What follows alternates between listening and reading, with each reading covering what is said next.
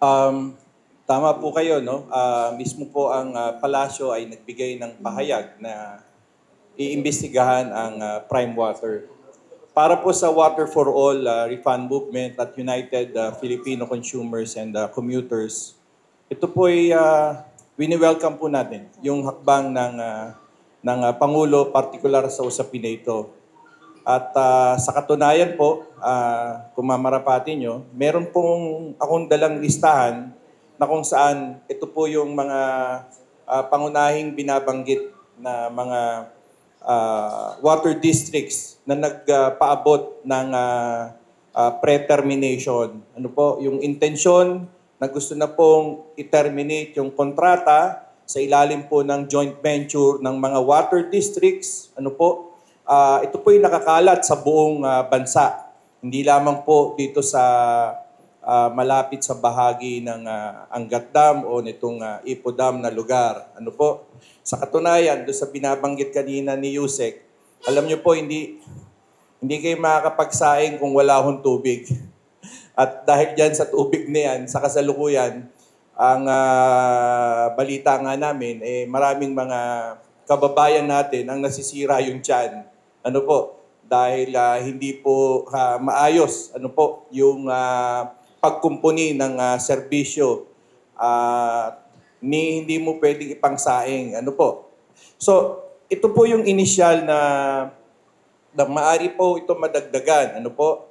Na mga water district na nagpaabot po ng notice of pre-termination. Ano po? Ang joint venture agreement na ito ay pinirmahan ng July 2019. Ang kanilang violation, yung actual implemented projects ay 8% lamang simula noong 2019. Ngayon po ay 2025 na. 8% lamang. Ito po ay matatagpuan sa probinsya ng Surigao del Norte. Ito po ay nasa ilalim ng Surigao Metropolitan Water District. Ayan po. Yan po ay nandyan sa Region 11.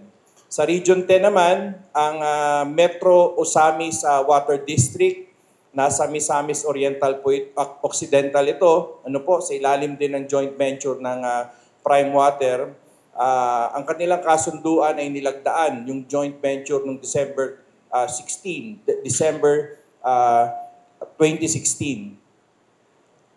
Ganun din po yung the same reason, delayed po yung implementasyon ng capital expenditure. So ano po ang impact nito sa ating mga water consumers? Parang baliwala yung joint venture. Ano po? So, yung pangatlo po, sa Region 7 naman, sa Cebu. Ayan po, sa Cebu. No? Ang violation po dito, again, yung unfulfilled commitments ng Prime Water sa kanilang capital expenditure. Pumipirma ng joint venture, pero pagdating sa capital expenditure, hindi mo alam, baka hinihintay pa yung capital mula sa mga kawawang water consumers.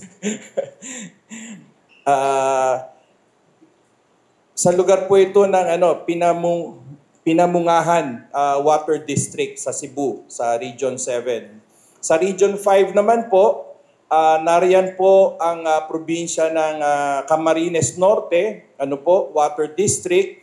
Ang joint venture na ito ay naganap noong January 2015. Again, yung capital expenditure ay non-compliant. Ito pong mga binabanggit natin, ito na yung mga nagbigay ng kanilang intensyon na ma-terminate na po, yung kanilang joint venture doon sa Prime Water. Dito po sa Region 4A, sa probinsya ng Quezon, yung Quezon Metro Water District, sa ilalim po ng Prime Water, yung joint venture na yan. June 2018, yung kanilang joint venture. Again, non-compliant dun sa capital expenditure.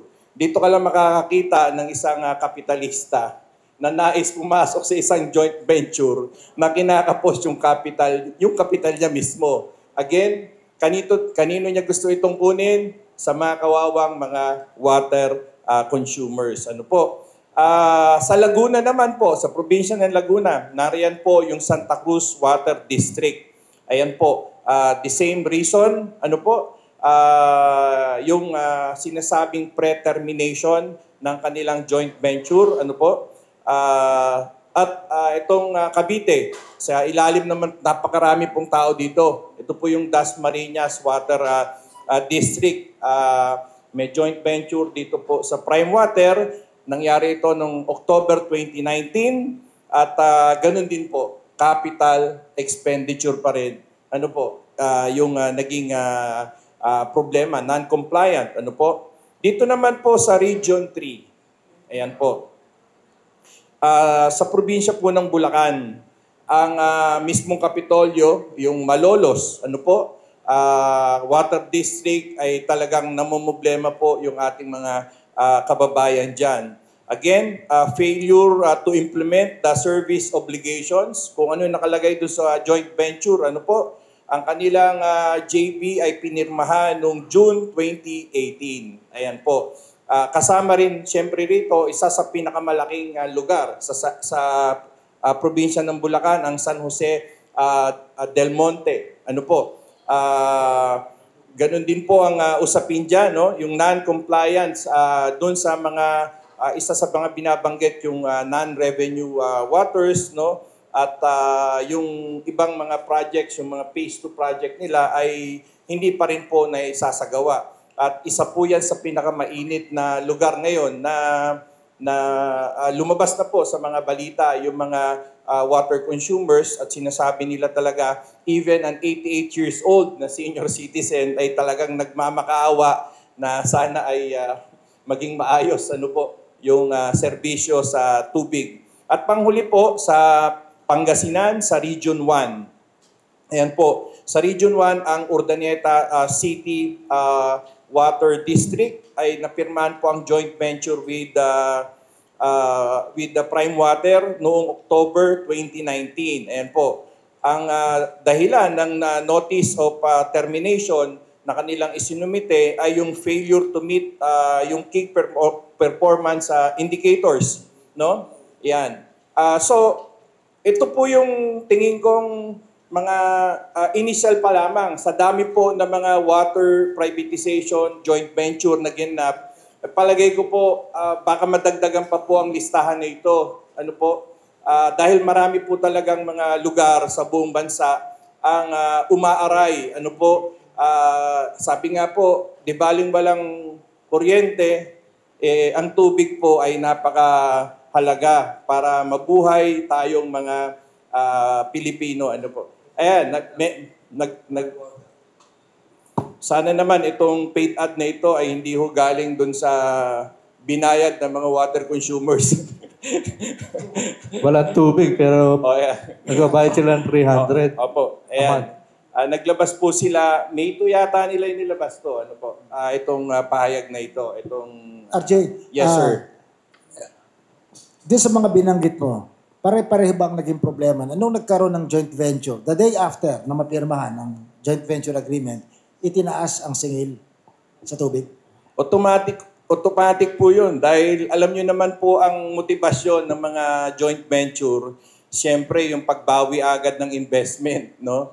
Ang problema rito, karamihan po ng mga agreement na ito, whether ito'y tawaging concession agreement, joint venture o ano pa man, forma ng privatization, kadalasan ang bumabalikat po talaga ng problema ay ang ating mga water consumers. Ano po? So, malungkot po. Malungkot. Ano ang dala doon sa joint venture o concession agreement?